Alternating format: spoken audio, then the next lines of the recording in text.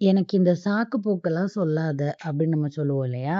அத ஹிந்தியில எப்படி சொல்லலாம் அப்படின்னா, முझे பகானே மத் சுனாவோ, முझे பகானே மத் சுனாவோ அப்படின்னு சொல்லலாம்.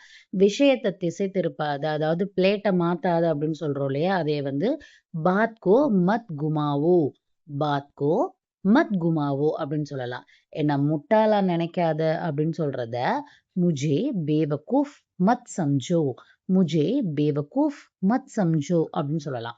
இப்போது என்னுடைய முறை, அதாவது திஸ் இஸ் மை டர்ன் அப்படின்னு சொல்றோம் இல்லையா? அதை வந்துட்டு நம்ம எப்படி சொல்லலாம்னா, அப் மேரி பாரி ஹை, அப் மேரி பாரி ஹை. என்ன கோவப்படுத்தாத அப்படிங்கிறத வந்துட்டு, முझे गुस्सा मत दिलाओ, முझे गुस्सा मत दिलाओ அப்படின்னு சொல்லிட்டு ஹிந்தில சொல்லலாங்க. உன்னோட லிமிட்லயே இரு அப்படிங்கிறத வந்து நம்ம எப்படி சொல்லலாம் அப்படின்னா, அப்னி ஹத் மே ரஹோ, அப்னி ஹத் மே ரஹோ அப்படின்னு சொல்லிட்டு சொல்லலாம்.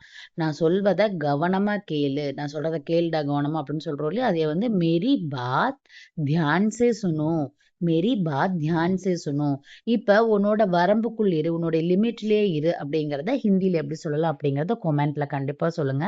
இந்த மாரி இன்ட்ரஸ்டிங்கான டெய்லி யூசிங் ஃப்ரேசஸ்க்காக நம்ம சேனல கண்டிப்பா ஃபாலோ பண்ணி வச்சுக்கோங்க கைஸ். தேங்க்